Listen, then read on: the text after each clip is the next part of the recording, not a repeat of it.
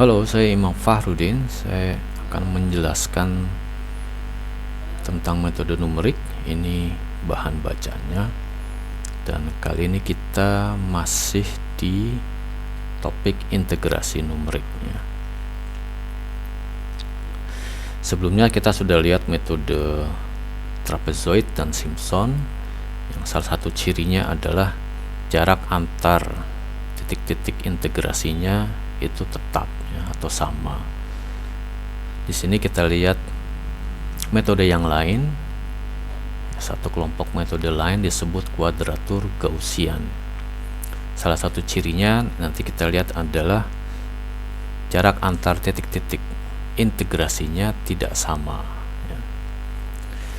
Pada kuadratur Gaussian, polinomial yang digunakan adalah polinomial khusus yang memiliki sifat ortogonal. Jadi ini adalah relasi ortogonalnya, dan ini sudah dibuat ternormalisasi sehingga besarnya sama dengan 1 di sini ya. On ini polinomial khusus atau fungsi khusus juga disebut seperti itu. Contohnya, misal kita ambil polinomial Legendre ya. Jika kita kalikan Pn ini polinomial Legendre dengan suatu faktor ini, kita sebut ini semua sebagai On, maka On memenuhi relasi ortogonal seperti ini. Batasnya min 1 sampai 1 dan V sama dengan 1 ya. Jika kita gunakan atau kita ambil polinomial Laguerre dikalikan faktor ini, maka O memenuhi relasi ortogonal seperti ini. Batasnya 0 sampai T hingga V sama dengan E pangkat min X. Nah, dengan menggunakan kuadratur Gaussian, sebuah integral kita kerjakan seperti ini. Jadi ini adalah problemnya, integral suatu fungsi f dikalikan V dikerjakan untuk batas A sampai B, maka dikerjakan secara numerik menggunakan kuadratur Gaussian sesuai rumus di kanan. V ini nanti menjadi petunjuk lah kurang lebih bahwa polinomial yang dipakai nanti apakah Legendre atau Laguerre atau polinomial yang lainnya, bisa dikenali dari relasi ortogonalnya. Jadi menjadi semacam petunjuk awal ya, kita harus pakai polinomial khusus yang mana. Nah, berbeda dari metode trapezoid dan Simpson, di sini yang dicari bukan hanya W tapi juga X. Dan X nanti kita lihat jaraknya tidak sama. Oke, kita lihat satu-satu, kita mencari X. Sama seperti di trapezoid dan Simpson, kita interpolasi integran f dengan suatu polinomial. Kita ambil polinomial order 2n-1 ya. Jadi f diganti dengan polinomial order 2n-1. Nah, polinomial P ini kita pecah menjadi dua suku, R dan S. R itu berisi polinomial order n-1, sedangkan S adalah sisanya, jadi dia berisi polinomial order 2n-1. Jika dijumlahkan maka kita dapatkan P, polinomial order 2n-1. Kita ambil komponen S ya. S sebagai polinomial order 2n-1 itu bisa dinyatakan sebagai perkalian Q dan polinomial khusus ini ya, order n. Karena order S adalah 2n-1 dan O adalah ordernya n, maka Q tentunya adalah polinomial order n-1 ya. Jadi n-1 tambah n sama dengan 2n-1. Q sendiri bisa dinyatakan secara simpel sebagai deret X seperti ini, deret X pangkat I, bisa juga dinyatakan dalam polinomial khusus ini O, ya, dengan order tertingginya adalah n-1. Jadi jika ini semua dimasukkan ke integral S sebagai bagian dari F, karena F diintegralkan seperti ini, maka S juga integralnya serupa, ya. Integral dari A sampai B dikalikan V S, kita masukkan ini semua, Q-nya adalah ini dan ini ada ON, maka kita dapatkan, kita ingat ini adalah relasi ortogonal untuk polinomial khusus O yang hasilnya sama dengan delta Kronecker. Nah, yang menarik adalah kita lihat sumasi ini I itu nilai paling besarnya adalah n-1. Dengan kata lain, tidak pernah dijumpai satu suku I sama dengan n atau delta Kroneckernya bernilai 1. Jadi semua suku di sini nilainya 0. Dengan kata lain, integral komponen S itu bernilai 0. Apa yang bisa kita dapatkan dari sini, ya? Integral S secara numerik bisa dikerjakan seperti ini, karena S itu bagian dari F, ya.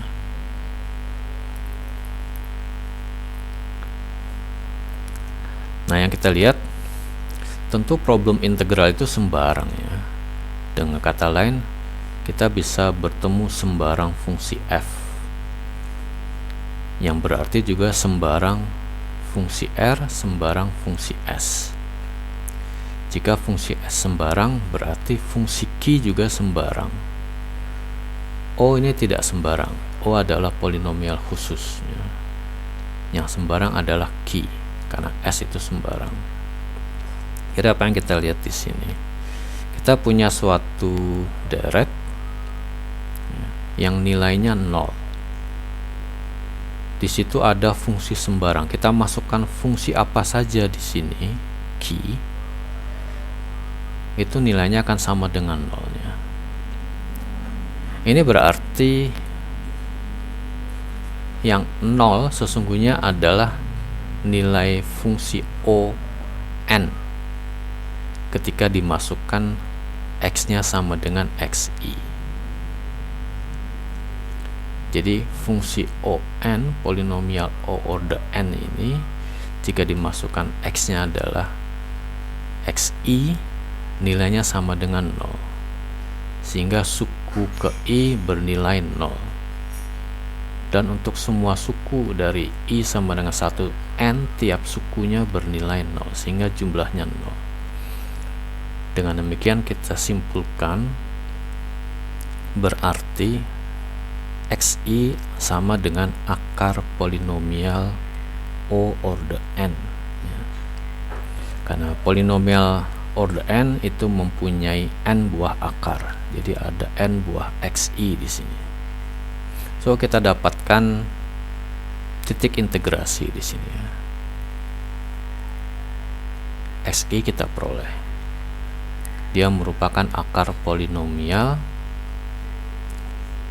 khusus ini yang kita pakai untuk menghitung integral F ini. Berikutnya kita cari W. Nah, integral F yang berarti juga integral S bisa dikerjakan secara numerik sesuai rumus di kanan dengan XI yang sudah diperoleh. Nah, tentunya rumus integrasi numerik di kanan ini juga berlaku untuk integral R, ya. Mengingat R bahkan ordernya lebih rendah dari F dan dari S. Jadi integral R dalam batas AB ini dikalikan V juga bisa kerjakan seperti ini dengan XI yang sudah diperoleh sebelumnya. R itu merupakan polinomial order n-1. Nah, kita ingat lagi sampai di sini ketika mencari W untuk metode trapezoid, untuk metode Simpson, ya. Jadi yang kita ingat adalah polinomial ini dimasukkan ke integral analitik, juga dimasukkan ke ruas kanan, dihitung untuk nilai X sama dengan XI. Di ruas kiri kita bisa kerjakan integralnya, kemudian kita kelompokkan, kita ambil suku yang bergantung pada AI di ruas kiri itu harus sama dengan suku yang bergantung pada AI di ruas kanan. Jadi di ruas kiri ada AI, di ruas kanan ada AI, maka kita bisa drop itu, kita bisa coret AI-nya ya. Dan dari situ kita dapatkan n buah persamaan linier dalam W. So kita punya satu sistem persamaan linier yang jumlah persamaan linier di dalamnya adalah n, yang dengan begitu kita bisa cari solusinya untuk mendapatkan W. Nah, yang perlu dicatat di situ adalah bahwa tadi sudah saya sampaikan, A itu akan ada di kanan dan di kiri, dan dalam memperoleh persamaan linier untuk W itu akan dicoret ya, karena sama, ada di kanan ada di kiri. Dengan kata lain, kita tidak butuh tahu nilai AI ya. Dengan kata lain, AI ini sembarang nilai pun tidak akan mengubah sistem persamaan linier untuk W. Jadi AI sembarang. Nah, jika AI sembarang berarti R juga sembarang. Yang penting R adalah polinomial order n-1. Jadi kita bisa ambil ya.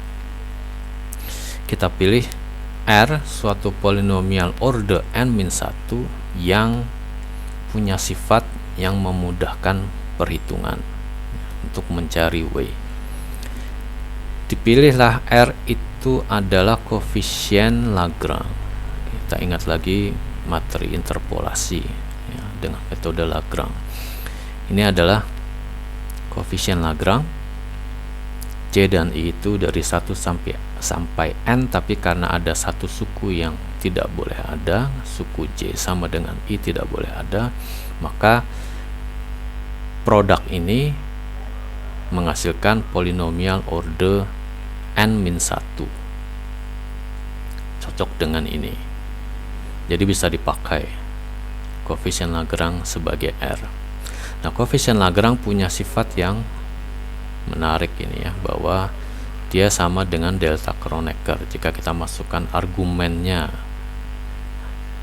Ini adalah diambil dari titik-titik integrasi yang sudah diperoleh di sebelumnya, maka jika titik tersebut sama dia bernilai 1, jika beda dia bernilai 0. Nah, kita masukkan ke integral. Untuk R kita ganti R dengan koefisien Lagrange, kerjakan integral numeriknya. Nah, ini kita ganti dengan fungsi delta Kronecker, maka sumasi ini menyisakan hanya satu suku, yaitu diperoleh WJ. Jadi WJ bisa dihitung seperti itu ya. Jadi sampai di sini kita peroleh baik titik integrasi XI maupun bobotnya atau weightnya, yaitu WJ. Berikutnya kita lihat di sini sifat kuadratur Gaussian yang merupakan suatu kelebihan dibandingkan metode yang sebelumnya, yaitu trapezoid dan Simpson. Kita ingat lagi bahwa tadi integran f itu diinterpolasi dengan polinomial order 2n-1, dan yang kita lihat bahwa f bisa diintegrasi dengan hanya mengambil n titik integrasi ya. Jadi f nya diinterpolasi dengan polinomial order 2n-1, sementara jumlah titik yang diperlukan hanya sebanyak n. Kita bandingkan dengan trapezoid dan Simpson dan lain-lainnya. Kita lihat trapezoid itu ya. Kita ambil yang dasar, bukan yang kompositnya. Kita ingat pada metode trapezoid, integran f itu diinterpolasi dengan fungsi linear polinomial order 1 atau kurvanya garis lurus. Nah, dia polinomial order 1, berarti kalau kita cocokkan dengan 2n-1 itu sama saja n-nya sama dengan 2 ya. 2 kali 2 min 1 sama dengan n-nya sama dengan 1 ya. 2 kali 1 sama dengan 2 dikurangi 1 sama dengan 1. Nah, kita ingat di metode trapezoid itu dibutuhkan 2 titik integrasi. Dengan kata lain 2 kali 1 berarti 2n. 2 titik integrasi, tadi n-nya sama dengan 1. Nah, di sini saja kita bisa bandingkan trapezoid dengan kuadratur Gaussian. Untuk polinomial order 2n-1, kuadratur Gauss hanya membutuhkan titik integrasi sebanyak n, sedangkan trapezoid membutuhkan titik sebanyak 2n, berarti 2 kalinya. Kita lihat lagi Simpson. Pada Simpson, fungsi P ini adalah polinomial order 2 atau fungsi kuadratik. Berarti kita cari di sini nilai n-nya adalah supaya 2n-1 sama dengan 2. Berarti n sama dengan 3/2 ya. 2 kali 3/2 sama dengan 3 dikurangi 1 sama dengan 2. Nah, kita ingat bahwa Simpson membutuhkan 3 titik. 3 titik integrasi. Nah, 3 itu sama dengan 2 dikalikan tadi 3/2. Jadi 3 ini sama dengan 2n. Nah, kita bandingkan lagi dengan Gauss. Gauss hanya butuh n, Simpson butuh 2n. Kita bisa lakukan hal yang sama, kita cek untuk yang Simpson 3/8 dengan bool seperti itu. Secara umum, kelompok integral atau teknik integral yang ini itu membutuhkan titik sebanyak 2n untuk polinomial 2n-1. Sedangkan kuadratur Gaussian hanya membutuhkan titik sebanyak n, jadi separuhnya ya. Jadi dalam hal ini kuadratur Gaussian itu lebih hemat, lebih efisien, hanya membutuhkan jumlah titik yang lebih sedikit, separuhnya ya, dibandingkan metode trapezoid, Simpson dan lain-lain. Jadi kalaupun kita ambil yang komposit, kita juga bisa terapkan integrasi komposit untuk kuadratur Gaussian ya. Nah, bahkan kita juga bisa mix, bergantung bentuk kurva atau bergantung pada integrannya, kita bisa padukan teknik yang trapezoid, Simpson, dan teknik yang Gaussian ya. Jadi ini tentunya bergantung problemnya, bergantung integrannya. Nah, yang kita catat di bagian ini adalah bahwa kuadratur Gaussian itu memiliki kelebihan, yaitu jumlah titiknya lebih sedikit, separuhnya dari teknik integrasi kelompok ini ya, yang jarak antar titiknya sama. Oke, kita lihat contoh kuadratur Gaussian. Yang pertama ini adalah kuadratur Gauss-Legendre. Kuadratur Gauss-Legendre menggunakan polinomial Legendre. Nah, fungsi O-nya itu adalah faktor ini, akar 2n+1 bagi 2 dikalikan polinomial Legendre. Dan O memenuhi relasi ortogonal seperti ini. Jadi kuadratur Gauss-Legendre ini bisa dipakai untuk mengerjakan integral seperti ini ya. V-nya sama dengan 1, batasnya -1 sampai 1. Dikerjakan seperti di kanan. Xi merupakan akar polinomial O order n ya. Wi dihitung sesuai rumus yang sudah kita lihat sebelum ini. Nah, sampai sini kita tentu berpikir ini sangat terbatas ya, penggunaan kuadratur Gauss-Legendre hanya untuk integral yang batasnya adalah min 1 sampai 1. Tapi sesungguhnya tidak seperti itu ya. Karena kita bisa ubah variabel integral x menjadi variabel lain, sehingga tentunya juga akan mengubah batas integral. Ditunjukkan sebagai berikut ya. Jadi ini asal integralnya dikerjakan dengan kuadratur Gauss-Legendre seperti di kanan. Jika kita ubah x menjadi y variabel integralnya dengan transformasi linear ya. Transformasi linear ini dengan suatu nilai sembarang a, b, maka kita dapatkan integral asal ini itu sama dengan integral di paling kanan ya. Dengan kata lain, jika kita bertemu problem integral ini, integral terhadap variabel y dengan batas a sampai b, bisa dihitung sesuai rumus numerik yang di tengah ini. Dengan kita geser dulu ya, faktor ini kita balik menjadi dikalikan di sini. Itu yang ditunjukkan di sini. Kita bertemu problem ini, maka bisa dikerjakan secara numerik sesuai rumus ini.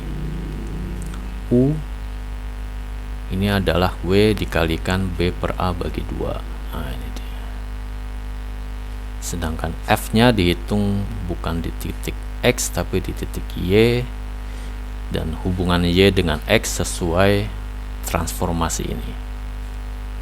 Ini bisa ditulis juga sebagai ini. Jadi kuadratur Gauss-Legendre bisa juga dipakai untuk integral dengan sembarang batas integral.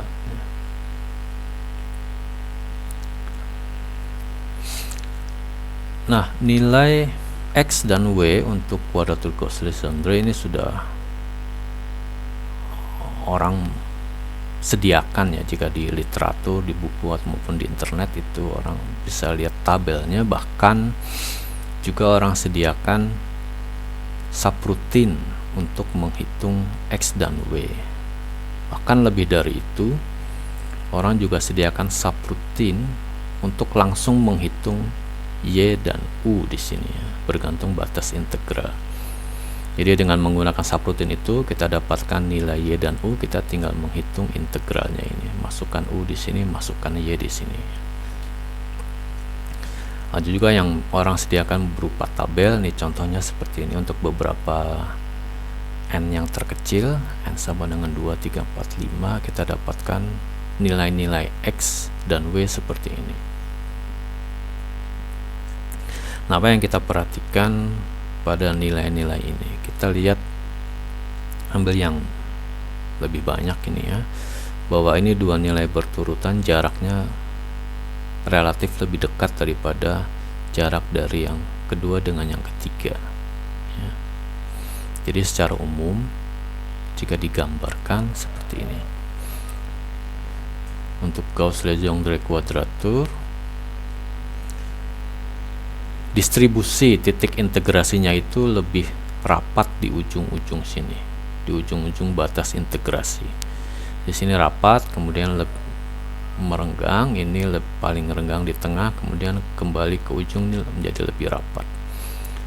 Dari sini kita simpulkan bahwa Gauss-Legendre kuadratur itu akan baik jika dipakai untuk menghitung integral yang integrannya itu kurang lebih dicontohkan kurvanya seperti ini. Jadi lupakan detail bentuk kurvanya, ini hanya contoh. Yang kita perhatikan adalah di daerah ujung-ujung ini kurvanya tidak landai ya, tapi di tengah kurvanya relatif landai. Jadi ini cocok karena di daerah ujung ketika kurvanya ini tidak landai, maka dibutuhkan lebih banyak titik untuk menghitung nilai f ya. Di daerah yang landai tentunya tidak mengapa jika hanya diambil atau dihitung dengan sedikit titik. kembali di daerah ujung ini harus dihitung dengan jumlah titik yang banyak. Jadi bentuk kurva atau integran seperti ini bisa integralnya kita kerjakan dengan Gauss-Legendre kuadratur, karena melihat distribusi titik integrasinya baik untuk menghitung kurva seperti ini. Sebaliknya, jika kita temukan integran f itu ini bentuknya sebaliknya ya, justru di ujung-ujung dia landai tapi di tengah dia sangat tajam seperti ini, maka hasil integral akan kurang baik jika kita langsung terapkan kuadratur Gauss-Legendre, karena justru di daerah ujung yang landai kita hitung dengan banyak titik, tapi di daerah tengah yang banyak kurva dinamis ini ya, banyak lekukan tajam, kita hitung dengan jumlah titik yang sedikit. Untuk itu ini bisa kita atasi dengan misalkan kita bisa bagi daerah integrasi, misalkan dari kita bagi 3 saja, dari sini sampai sini ini landai bisa dikerjakan dengan Simpson atau trapezoid, begitu juga dengan daerah yang di kanan. Sementara di tengah ini kita bisa kerjakan dengan Gauss-Legendre, ini pun bisa dibagi 2 lagi jika dianggap perlu, atau kita bisa melakukan cara yang lain ya. Kita lihat contoh kedua, ini adalah kuadratur Gauss-Laguerre. Jadi yang digunakan adalah polinomial Laguerre yang dikalikan dengan sub n faktorial, kita dapatkan polinomial O yang memenuhi relasi ortogonal seperti ini ya. Nah, ini bisa dipakai untuk menghitung integral yang bentuknya seperti ini. Kita bisa lihat nih, cirinya ada batasnya 0 sampai ta hingga, kemudian ada fungsi eksponensial E pangkat min X seperti ini, dan integrannya adalah F. Di sini ini memberi petunjuk awal bahwa integral ini dapat dikerjakan secara numerik menggunakan polinomial Laguerre. Beberapa contoh nilai X dan Y seperti ini ya. Ini juga sama, kita bisa temukan di literatur, baik nilai-nilainya di dalam suatu tabel maupun subrutin untuk menghasilkan X dan Y.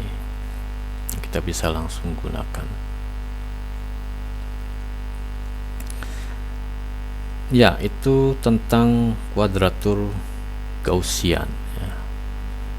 Jadi kini kita lihat kasus-kasus khusus, yaitu permasalahan dalam integral numerik ya. Permasalahan pertama kita lihat misalkan kasus seperti ini. Kita bertemu integral dengan batas yang sangat lebar dari 0 sampai ta berhingga. Ini kita pikir mungkin kita bisa gunakan pakai Simpson atau pakai Gauss kuadratur, dan kita beri jumlah titiknya banyak karena ini daerah integralnya sangat lebar. Tapi itu bukan cara yang bagus ya, karena untuk daerah integral yang sangat lebar seperti itu 0 sampai ta berhingga itu nilai yang sangat besar, maka berarti kita akan butuh sangat-sangat banyak titik dan hasilnya juga bisa saja buruk ya. Jadi jangan langsung kita kerjakan integral ini, langsung kita kerjakan secara numerik. Kita coba ubah dulu problemnya ini ya, dengan cara mengganti variabel integrasi. Kita cari variabel lain, bukan X tapi Y yang berhubungan dengan X. Contohnya seperti ini ya.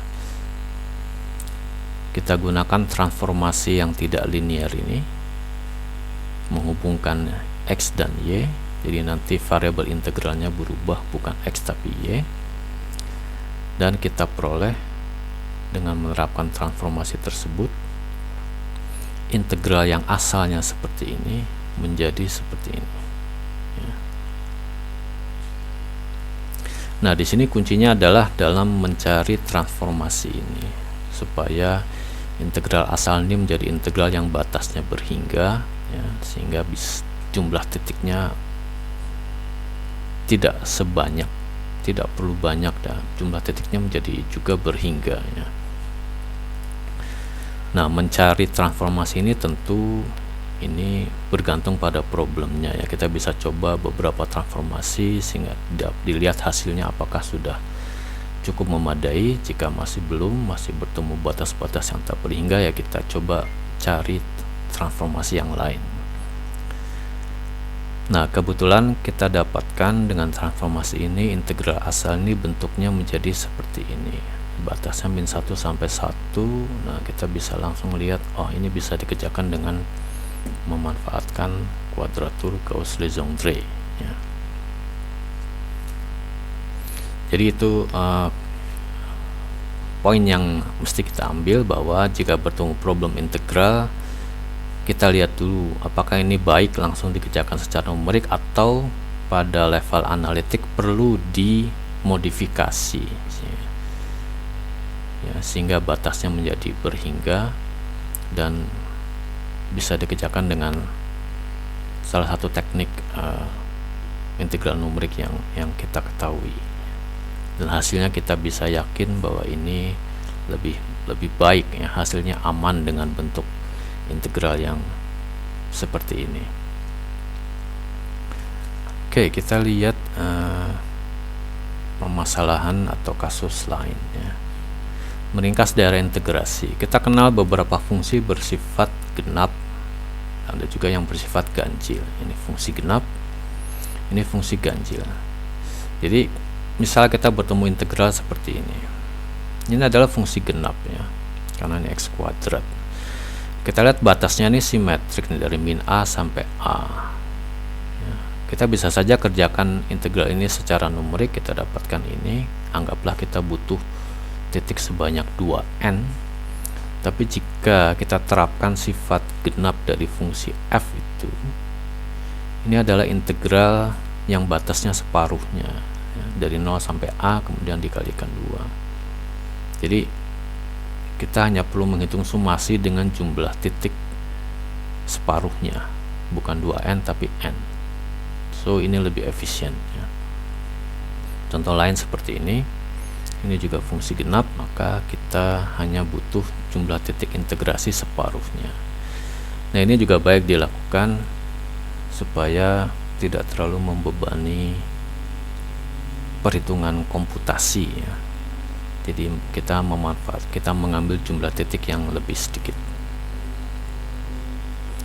Berkaitan dengan fungsi ganjil genap, ini biasanya juga banyak ditemui di fungsi trigonometri ya. Ini adalah relasi simetrinya yang kita kenal seperti ini. Jadi misalkan ditemui, saya langsung saja integral seperti ini ya, ini fungsi integral yang bergantung pada fungsi trigonometri. Ini juga termasuk fungsi trigonometri karena eksponen ini sama dengan jumlah sin dan cos ya, sinnya dikalikan bilangan imajiner i. Nah, yang menarik adalah ini integralnya 0 sampai 2pi, yang berarti satu periode untuk fungsi trigonometri ya. Dengan kata lain, ini adalah integral tertutup. Nah, untuk integral tertutup, orang bisa mulai dari titik mana saja.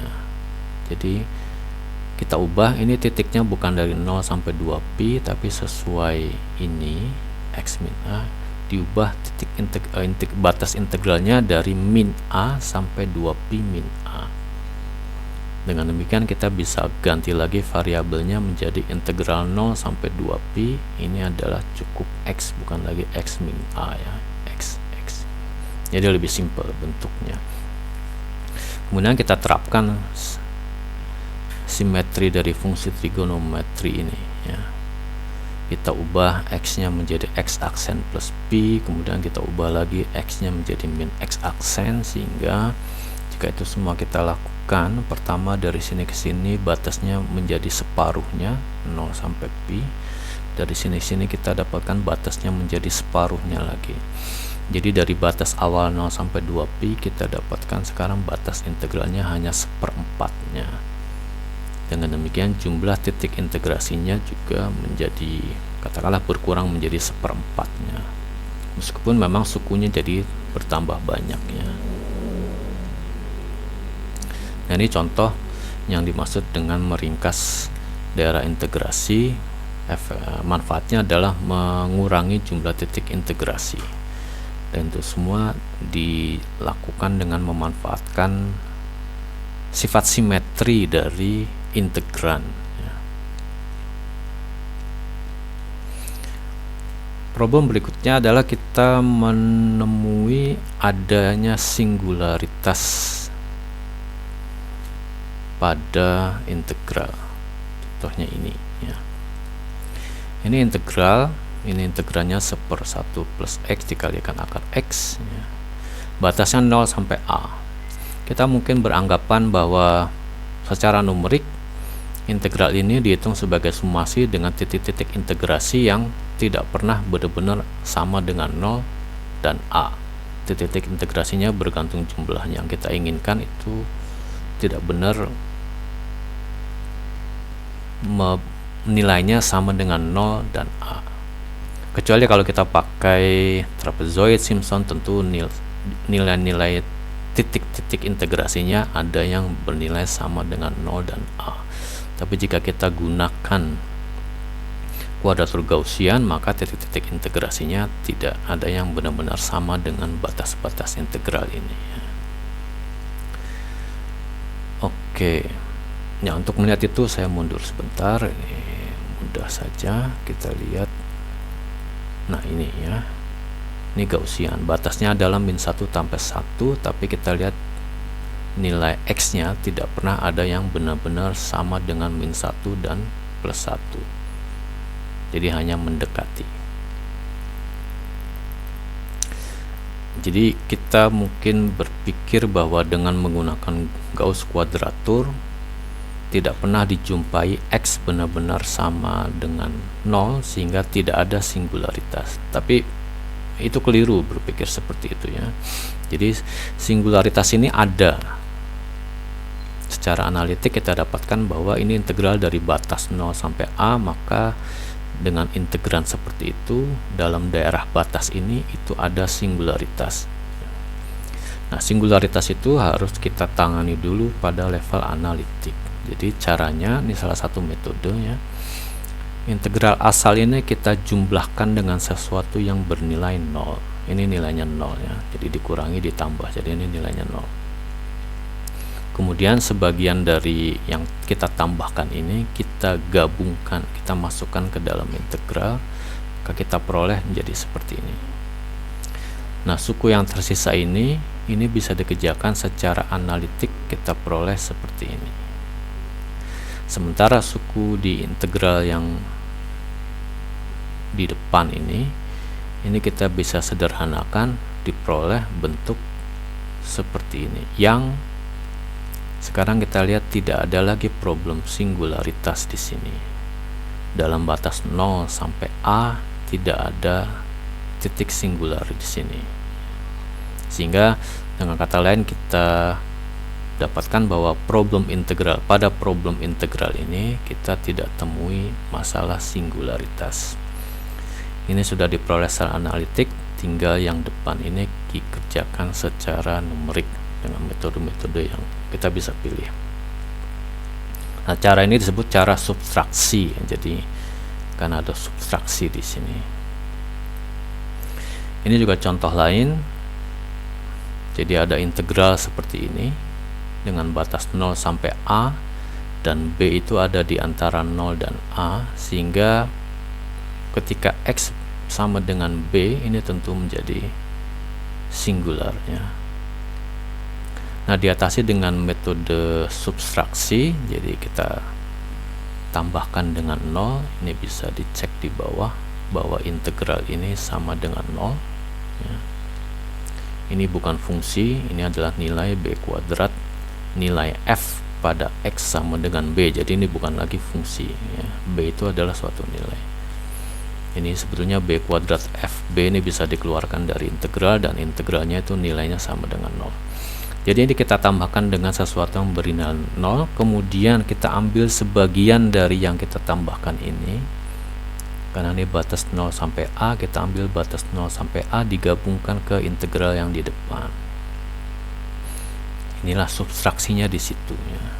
Sisanya adalah integral dari A sampai tak berhingga. Dan ini bisa dikerjakan secara analitik ya. Dalam hal ini diperoleh seperti ini. Nah, sisa integral yang di depan ini secara matematik mungkin orang lihat ini kan tetap ada singularitas, tapi dalam matematik orang lihat seperti ini. Ketika X orang ubah makin mendekati B, maka kita bandingkan fungsi B kuadrat min X kuadrat itu kurvanya seperti apa ketika X bergerak menuju B. Bandingkan dengan fungsi pembilang ini ya. Jadi ini adalah penyebut, ini adalah pembilang. Kurvanya seperti apa? Jika pembilang ketika X mendekati B itu bentuk kurvanya lebih tegak dibandingkan si penyebut ini, maka dikatakan bahwa pembilang lebih cepat menuju 0 dibandingkan penyebut.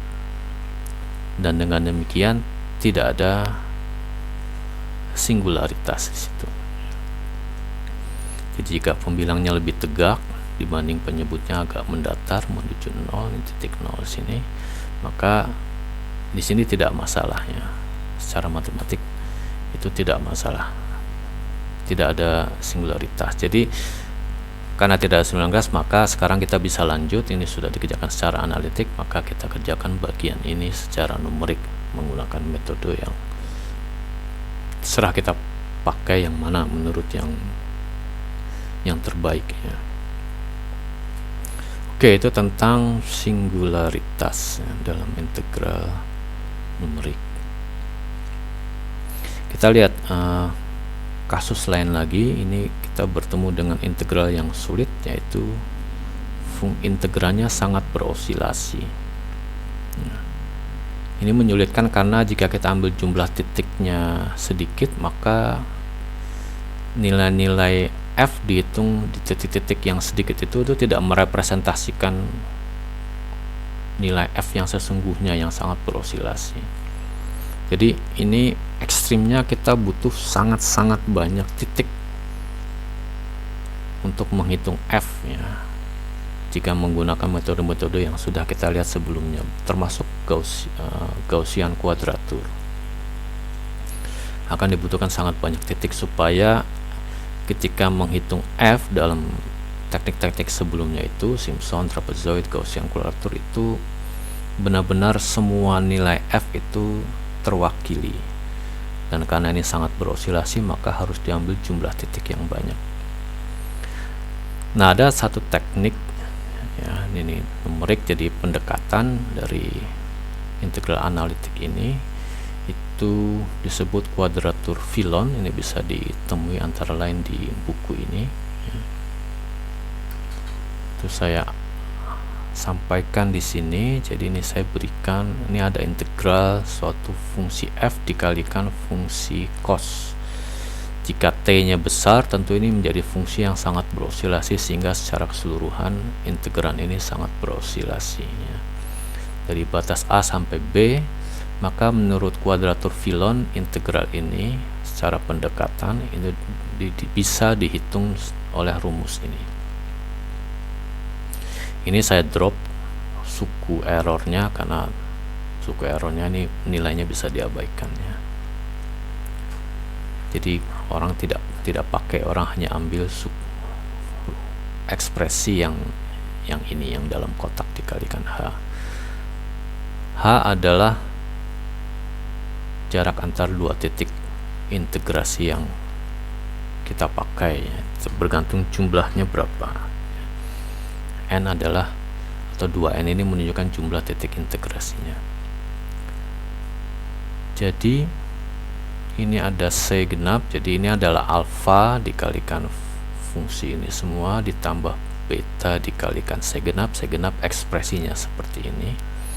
Jadi kita bertemu dengan N suku sumasi ini ditambah gamma dikalikan C ganjil adalah ini, kembali kita ketemu N suku sumasi ya, di titik yang berbeda. Jadi jika kita masukkan ini adalah titik X2i, ini adalah titik X2i min 1, jadi sesungguhnya total ada 2N titik integrasi. Nah, ini dimasukkan semua, ini tentunya secara numerik dengan komputer ini bisa dihitung ya. F adalah integran di sini, cos adalah ini bergantung pada t-nya jika besar maka dia sangat berosilasi. Nah, kita bisa dapatkan integral ini secara pendekatan dihitung sesuai rumus yang di kanan. Hal yang serupa juga berlaku untuk bentuk integral suatu fungsi dikalikan fungsi sinus ya. Maka diperoleh ekspresi yang serupa, jadi alfa dikalikan ini semua ditambah beta dikalikan suku genapnya adalah ini semua, tambah gamma dikalikan suku ganjil adalah ini semua ya. Nah, alfa beta gamma itu diperoleh dalam kuadratur Filon, ekspresinya seperti ini. Nah, di sini juga kita pelajari sesuatu ya. Misalkan batasnya itu dari 0 sampai suatu nilai, atau dari minus sekian sampai plus sekian. Dengan kata lain berarti titik-titik X ini ya, itu ada kalanya nilainya bisa saja kecil ya, di sekitar nilai 0. Nah, pada situasi seperti itu, jika nilai kecil tersebut kita masukkan di rumus ini untuk menghitung alfa beta gamma, maka kita akan menjumpai masalah di sini. Ini adalah 1 dibagi nilai yang kecil. Ini menghasilkan singularitasnya. Di sini juga ada ini nilainya, katakanlah cosnya untuk X kecil sama dengan 1, jadi ini kurang lebih 2 dibagi sesuatu yang nilainya sangat kecil, ini kuadratnya. Ini juga ada singularitas. Begitu juga di sini ya. Nah, untuk keadaan tersebut kita mesti ambil cara lain, yaitu jadi jangan langsung menghitung alfa beta gamma menggunakan ekspresi ini untuk kasus X yang sangat kecil. Pada X yang sangat kecil kita mesti bikin perhitungan alfa beta gamma itu secara berbeda, yaitu alfa beta gamma ini diekspansi menggunakan ekspansi Taylor. Maka kita dapatkan alfa sama dengan ini, beta sama dengan ini, gamma sama dengan ini ya. Apa yang kita lihat sekarang, untuk X yang kecil ini tidak lagi menjadi masalah dalam numerik ketika menghitungnya ya. Untuk X yang kecil kita mungkin bergantung pada seberapa kecil kita bisa stop sampai 2 suku ya, atau cuma 1 suku ya, bergantung nilai X nya seberapa kecil. Jadi ini suatu catatan dalam perhitungan numerik, dalam perhitungan menggunakan komputer, bahwa jika bertemu suatu ekspresi matematik yang pada nilai X tertentu, misalkan nilai X yang kecil itu ada masalah singularitas, maka kita mesti buat satu pengecualian. Jadi untuk X kecil, besaran yang ingin dicari itu tidak dihitung dengan rumus asalnya, tapi dengan rumus yang merupakan ekspansi Taylor-nya. Nah, di situ kita lihat bahwa tidak dijumpai singularitas. kita lanjut. Ini yang terakhir. Jadi kita sudah lihat beberapa metode integrasi numerik, jadi trapezoid, Simpson, Gaussian quadrature. Kini kita lihat metode yang berbeda ya. Jadi di metode sebelumnya itu sifatnya pada dasarnya sama, yaitu jika kita punya suatu integran, suatu kurva f diintegralkan dalam daerah tertentu A sampai B misalkan, maka luas daerah di bawah kurva itu, daerah di bawah kurva diganti dengan kotak-kotak kecil ya.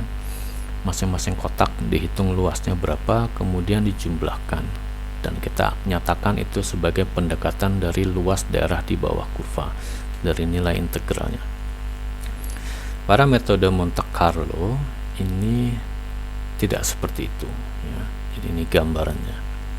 Kita punya integran kurva seperti ini diintegralkan dalam daerah dari A sampai B. Maka ini diganti saja dengan hanya satu kotak yang lebarnya A sampai B atau B min A, dikalikan tingginya adalah nilai rata-rata F di dalam daerah AB ini ya. Rata-ratanya berapa, itu menjadi tinggi si kotak tersebut yang hanya satu kotak itu ya. Nah, dihitunglah ini satu kotak, berarti luasnya adalah B min A atau lebarnya ini dikalikan tingginya. Tingginya adalah nilai rata-rata F dalam daerah A sampai B.